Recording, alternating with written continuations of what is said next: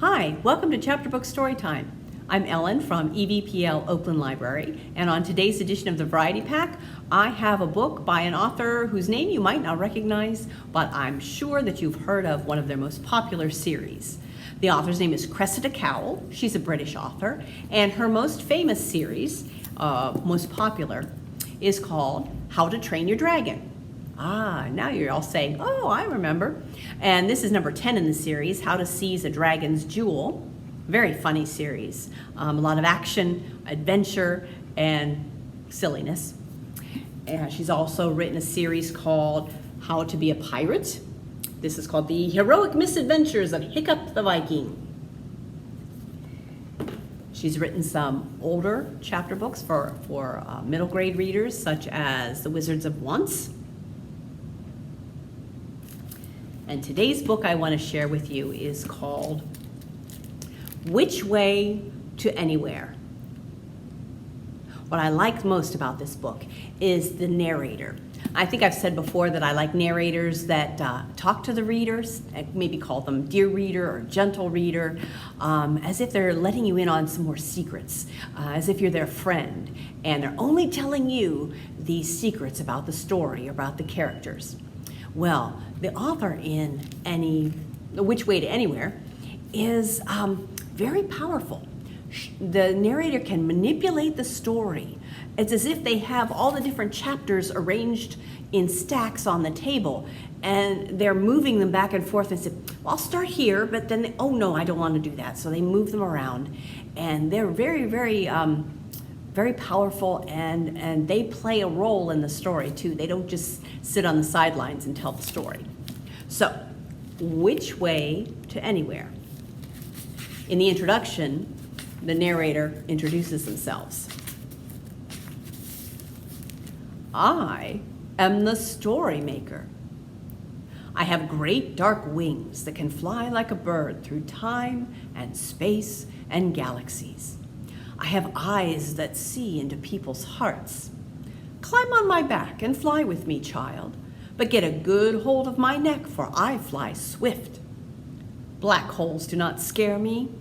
I can shrink to the size of the head of a pin. I can grow vaster than the universe. See my cloak of stars, how bright it is, how dazzling. Do not trust me too much, for I fling my dust this way, that way, to lead you in dangerous directions. I pretend I'm going one way, and then I take you where you do not want to go. Look, I am leaping up and up out of this world to where the oxygen is too thin for humans to survive. How long can you hold your breath? This is a story that is out of this world. Imagine somewhere unlike anywhere your human eyes have ever seen before.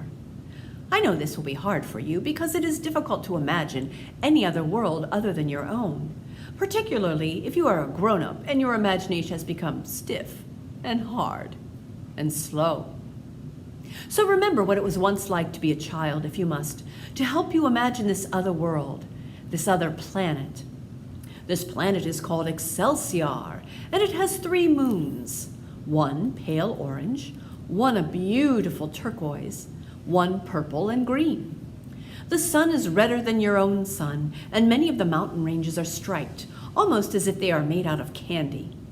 And oh, the jungle in that world. A jungle so green it makes your eyes ache, with rivers that burn and smoke. Most of this planet is covered in an ocean that can be black as ink and red as wine. And the creatures in that ocean glow star-like in the glorious darkness as they swim lazily throughout the seas. Many of these animals you will recognize from worlds all across the universe. Whales, porpoise, jellyfish. But in the enormity of this particular dark ocean, the jellyfish can be as large as islands, drifting ominously with their tentacles hanging down. There are great continents with land masses that are either sinister wastelands of dust-blown deserts or tangled jungles brimming with life. Every now and then, the forest is punctuated by the stripy mountains that climb up into the violet clouds. And there are floating cities built on gases, populated by all sorts of creatures that perhaps you thought were just myths. The skyscrapers and the trees have twisted around each other in spirals. The roads can be rivers all on fire. The buildings are growing very slightly every day, like big bamboos. Now calm your breathing, for there are truly terrible things in this planet's jungle who hunt by the smell of fear. And they hate human beings with a hungry, bloody hatred. They can sniff out fear from a distance of several miles, and you do not want to draw the attention of these creatures. You do not want them to sense that you are here. The instant you find yourself becoming anxious, the sweat beginning to form on your forehead, the first flutterings in your stomach, make your heart slow down. Hold your breath. Are you ready? Hang on to the sides of this book very tightly. Sharpen your wits. Open your eyes. Clear those smears off your glasses. Prick up your ears. Cling tight to the hairs on the back of my neck. Hold your breath. We're going in. Part 1, Chapter 1, The Hunted Boy. On the planet with 3 moons, a young human boy was running through the choke of a vividly tangled jungle, heart pounding, chest heaving with sobs, absolutely petrified. The boy was called K2. That's the letter K and the number 2. And he was rather ordinary looking, thin as a twig, covered in grazes, his clothes in rags and ruins about him, his glasses so scratched and broken he could barely see where he was going. K2 was right to be so terrified, for this was a planet where human beings were hunted to the death. Above K2's head, there was a whirring, flying robot about the size of a small dog. The little robot was called Puck, and he was in an even worse condition than the boy. One of his rotary wings was bent, so he was flying lopsidedly, and a whole chunk of his left-hand side had been shot off. It was a miracle he could fly at all. "We is being chased by people eating plants," said Puck. "Yes, Puck, I know," panted K2. All around K2, the jungle was alive and waking up. "And hunted by that thing I absolutely cannot mention," said Puck. But he was unfortunately mentioning it nonetheless. "That hairy, scary, unimaginably terrifying beast with its grabbers and stingers and its big, what's the white, piercy, unloving bits on the ends of the gnashing things called?" "Teeth," gasped K2, "but please don't talk about it, Puck. That beast and those others all hunt by the smell of fear. And the more you talk about them, the harder it is to stay calm." But K2's stomach had already liquefied with terror, and the vegetation must have caught the smell of his fear, for nearby vines unwrapped themselves from tree branches, reaching out long tendril fingers, growing in front of K2's eyes. "Is there anything you can do?" cried K2 as one long, curling python of a vine whipped out languorously and tripped him up. He squirmed out of its grip, staggered to his feet, and ran on, limping even more than he had been before. "Lasers would be good," said Puck enthusiastically. "You've got lasers?" said K2 in excitement. "I has got lasers," said Puck, always keen to please. "Use the lasers, Puck," squealed K2. "I has got lasers," Puck admitted sadly, "but I'm afraid my lasers got jammed up with sand in that dessert." "I think he means desert," thought K2, because that would make more sense. "Let me see what's I squat in here instead." Puck put out a little robot arm with an array of attachments, like a more sophisticated version of a Swiss Army knife. "Fork? No. Can opener? No. Ice cream scoop? No. Egg whisk? No. Yow! K2 ducked just in time as a great harpoon shot above his head and straight into a tree trunk ahead of him. The area around where the harpoon had struck turned a great spreading black, as if the tree were bleeding. The tree let out an enormous scream that made K2's ears ring with the sound of it. "Sorry, tree," said K2 as he stumbled past the poor, shriveling sapling. "I'm so sorry." "I'm sorry too, K2, wailed Puck. "I got nothing helpful." "Don't worry, Puck. That's not your fault. You've done your best." K2 was in big trouble, but he knew that his robot was in dreadful danger too. "You hide in my backpack," he recommended. "They hate robots nearly as much as human beings. Go in there and keep quiet, and maybe they won't find you. That's an order, Puck." The little robot dived down into K2's backpack, for robots have to obey orders, even if they don't want to. K2 could smell the beast that was chasing him now, a rich, hot stink that reminded him vaguely of the scent of lion, for he had breathed it once before when he visited a zoo. But this was far more powerful, an angry stench, and it exploded the memory of the poor, weak reek that came from the caged lion he had inhaled before, and replaced that faint echo with something far more scary. All around K2, the trees were reaching back their branches to comfort the stricken, poisoned tree, murmuring soothing noises, and he knew that underneath the ground where he could not see, they were stretching out their roots through the sluggish soil, and at any moment the roots would push through the mud and vegetation that was already bulging up in leaf quakes underneath him and catch him by the ankle. And if they caught him, the beast would be on him. "Roar!" The astonishing roar reverberated around the jungle and around K2 as if he were being turned over like a big ocean wave, and as the sound drummed right into the heart of his body, he no longer knew whether he was running away from the beast or toward it. And the beast caught him.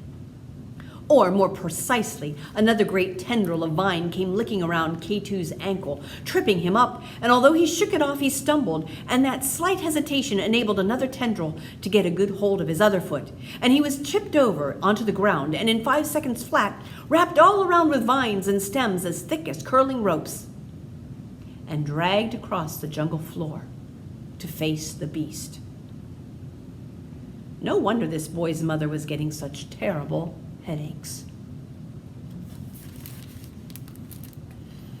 Perhaps this was a little too scary an opening, and I've just realized it isn't really the start of the story. So, save your very reasonable, heart-beating, stone-cold terror for a moment, for we will not carry on in that dangerous world right now. We will wait until you are more prepared.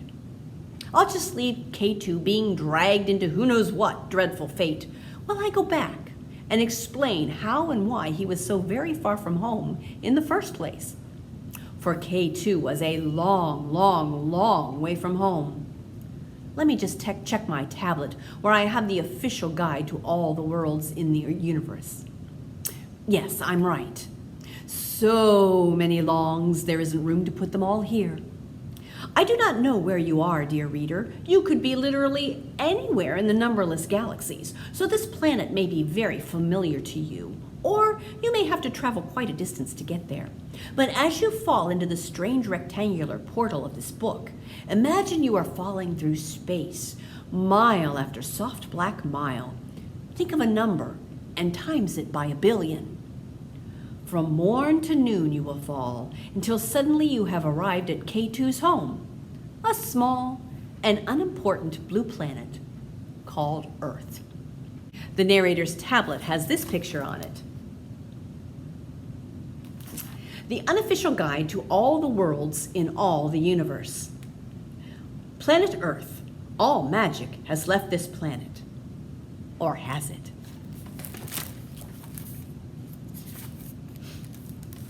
Once there was magic here on Earth. Once there were dragons. The Earth you are currently walking on is in fact built on thousands and thousands of years of human intelligence in the form of stories, like layer upon layer of limestone and chalk, and clay and basalt. Many of those stories describe magic in all its glory and manifestations. It is only here on this little thin layer of the present where human beings don't believe in magic, as opposed to millennia upon millennia of human existence when they did. All I'm asking you to imagine now is, what if some of those stories were true? This is a story of a very modern magic that is not buried far away in the darkness of the Bronze Age, nor in the shifting mists of the Viking past, but it is hiding in plain sight, right underneath the tip of your nose, so close that you can touch it. For the people who now live on Earth are totally unaware of the multitude of species and worlds and incredible creatures having their spectacular wars and their loves and their lifetime business just out of sight of the limits of the people of Earth's own comprehension. Isn't that funny? We need to go a little closer to an unexceptional, wet and windy bit of planet Earth on the edge of one of its shores.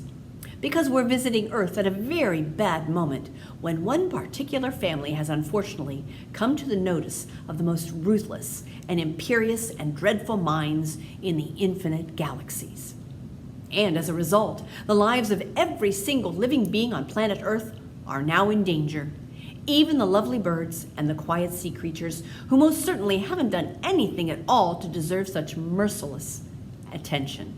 So the stakes are already rather high at the beginning of this story, particularly if you happen to come from planet Earth yourself, because you may just be rather fond of it. So cling tight to my wings, adjust your thinking caps, make brave your heart, make clever your fingers. We're going in. In Chapter 2, we head down to that tiny little blue planet called Earth to meet 4 unlikely heroes who get some out-of-town attention. When K2 woke up the previous morning in his bedroom, he had never even heard of the planet on which he was going to be fighting for his life. He hadn't met the little robot that would be accompanying him, and he didn't know about the existence of life on other worlds. So when K2 was stomping to school through a witch-cold wind that was blowing across the soggy, forgotten part of planet Earth's countryside, burning the tip of his nose and making its way through 3 layers of clothing to chill his stomach and freeze his heart, he was worrying about math tests and PE lessons and if his lunch was going to get stolen again. When what he ought to have been worrying about were the eyes that were following him. 2 pairs of very strange eyes were watching K2 and 3 other children making their way along that frozen, muddy country road, doubled over against the force of the wind. The eyes and the creatures those eyes belonged to shouldn't have been there. You might even say that they were eyes that were out of this world. One set of the eyes belonged to me, so that's all right. But the other eyes, the other eyes, why, they were a different matter entirely. The second set of eyes was watching from a nearby hedge. These children, you see, were being tracked, and they did not yet know it. The children were making their way to the same school, but 2 of the children had crossed to the other side of the road as if the other 2 had some sort of nasty disease.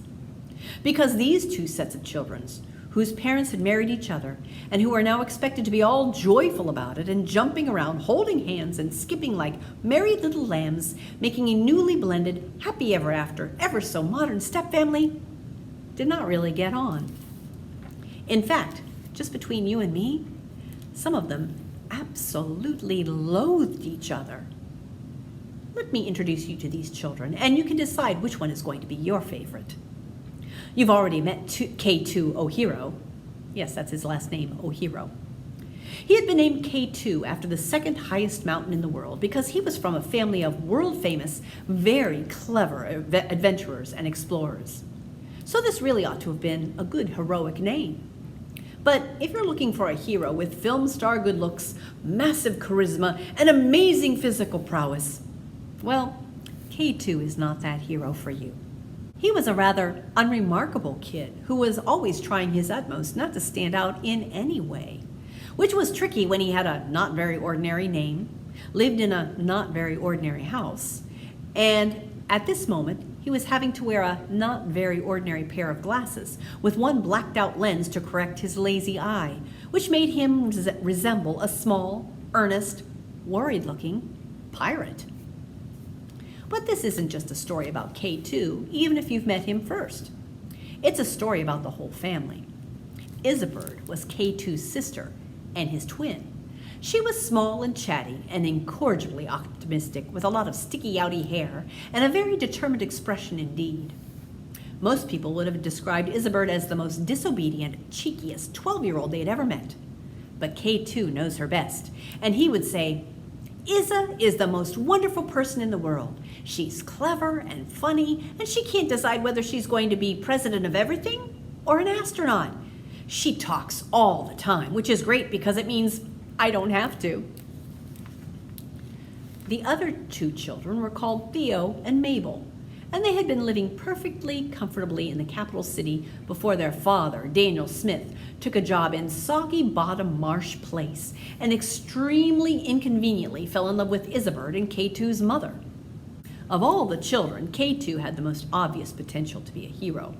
He was the same age as Izzabird and K2, and he was intelligent and quick and already considered by the whole school to be a hero because he was top in all the academic subjects and so great in sports. Theo managed to look smartly turned out at all times, even when a witch wind was howling about his carefully styled hair and trying unsuccessfully to turn his hoodie inside out. Mabel was 3 years younger than Theo, and K2 might have liked to talk to her if Izzabird would let him. She was kind and quiet and small and shy, and maybe those are hero qualities too? The story will no doubt tell us. There's nothing like an adventure to find out whether you are a hero. All 4 children had something important in common. They were all sad and rather angry, and for similar reasons. 2.5 years earlier, a couple of years after their parents had divorced, K2 and Izzabird's father had disappeared on a very dangerous scientific expedition. Missing, presumed dead. And a long time before that, Theo and Mabel's mother had died. Losing a parent is enough to make any child sad and angry, whatever family they're from. "This is witch weather," said Theo darkly. "Maybe your weird mother summoned it up." "Our mother is not a witch." Izzabird had to howl above the roaring of the wind. "You're just jealous because our father was a great explorer hero, and your father is as unheroic as anything." Theo was just as cross as Izzabird, but he had one of those faces that didn't exchange expression much, and his apparent coolness made Izzabird even more annoyed. "She is a witch," said Theo. Now, there were thousands of years when people on Earth had believed in wizards and ghosts and giants and sprites and all sorts of extraordinary things. But nobody here had thought such things were real for at least a century or so. Science had disproved the existence of magic, apparently. But K2 and Izzabird knew otherwise. They knew that magic did exist, as they were from a family that had a strange magical history. One, they were under strict instructions from their mother to keep a secret from everyone, including the Smith children. So Theo and Mabel weren't supposed to know about all this. But Theo was the kind of person who thought for himself. The fact that everyone in this world thought that there was no such thing as magic only made Theo all the more determined to believe in it. And Theo was especially suspicious of the O'Heroes. He turned to Izzabird with narrowed eyes. "They're all witches, your mom and your great aunts, and I'm going to prove it one day. This isn't a suitable family for Mabel to be living in." "Leave then," yelled Izzabird. "I don't want you in my family. I hate you." Ah, hate. That's a very bad word to come out of the mouth of a child on such a storm of a day. I can tell you right now, hatred isn't going to get any of them anywhere, not with the tornado that is about to engulf these children. They're going to need something better than hatred to help them deal with that. "There's nothing strange about us," raged Izzabird, shaking her fist at the back of Theo and Mabel. Izzabird was so busy shouting about how deeply not strange she and K2 were that she hadn't noticed something going on that most people would have considered extremely strange indeed. A large toothbrush with some of its bristles falling out had hopped from Izzabird's pocket and was now jumping up and down on one of her shoulders, trying to get her attention above the shrieking of the wind. This isn't regular behavior for a toothbrush. Well, not on planet Earth anyway. Watching from the shadows, even I caught my breath when I saw that magical toothbrush. Because all magic was supposed to have left this planet. This is a very interesting family indeed. Luckily, the two Smith children were walking some way ahead, trying to ignore the yelling of Izzabird, so they didn't see the excitable toothbrush. It's only because you Smiths are ridiculously ordinary that you think there's anything odd about us at all, shouted Izzabird, as the toothbrush jumped even more wildly on her shoulder. Izza, hissed K2 in alarm, tugging on Izzabird's coat as he spotted the toothbrush. The jumping toothbrush had been joined by a baby toothbrush, and a very smart electric one that turned its buzzer on with such urgency that little sparks came off it in the rain. Desperately, K2 tried to catch hold of the toothbrushes to hide them. You are the monarchs of ordinary, yelled Izzabird. Suddenly, she noticed the toothbrushes too. She gave a small squeak of surprise and started grabbing at them as well. And then, something even odder happened. A shock of rooks burst up from the trees around them, cawing raucous cries of alarm. The toothbrushes jumped up and down on Izzabird's shoulder for a few more seconds in frenzied agitation, and then hopped down her body, through the puddles and the driving rain to behind the hedge. The wind took an even more menacing, high-pitched whine, howling as if to summon the ancient peoples who had lived there long ago. Something's wrong, whispered K2, looking up and around him. Something spooked the toothbrushes. He thought he saw movement in the lane behind him. Get behind the hedge, K2 yelled. Theo and Mabel were so far ahead they didn't seem to hear. Get behind the hedge, echoed Izzabird, running to catch up with Theo and Mabel and grabbing Theo's backpack to get his attention, so that the zipper opened and some of his books fell out into the mud. Get off my backpack, you annoying girl, snapped Theo, spinning around. And then he felt a little chill going down the back of his neck as he saw K2 and Izzabird scrambling into the undergrowth. What on earth were those heroes doing? Theo stood in front of Mabel, trying to protect her. Didn't you hear what he said? Get behind the hedge, hissed Izzabird. Something about the urgency in her voice made Mabel and Theo obey her. Theo grabbed Mabel's hand, and they scrambled into the undergrowth too. They could hear each other breathing. In, out, in, out. What are we doing here? Whispered Theo, furious that he was getting dirty in the mud. Shh, hissed Izzabird. K2 had a good hold of all three toothbrushes now, and their little plastic sides were trembling with fear in his hands in a way that made his own palms slippy with sweat. Something truly strange was going on.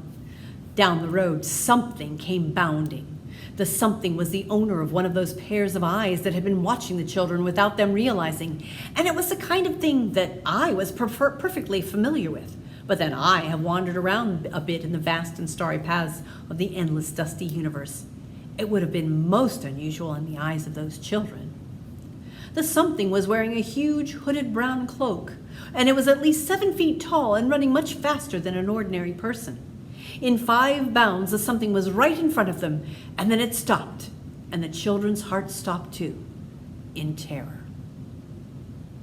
The thing with the eyes that's not the narrator is looking for someone who has a gift.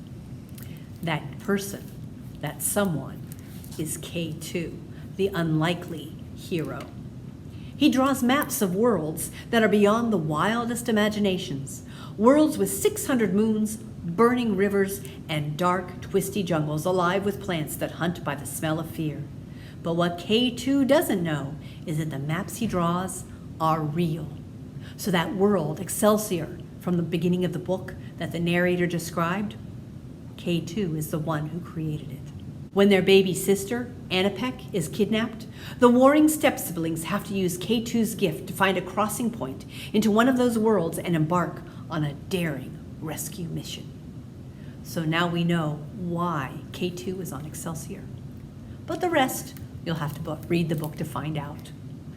This is Which Way to Anywhere, a great adventure fantasy novel by Cressida Cowell. And this has been Chapter Book Storytime. Thank you for joining me. I hope to see you next time. Goodbye.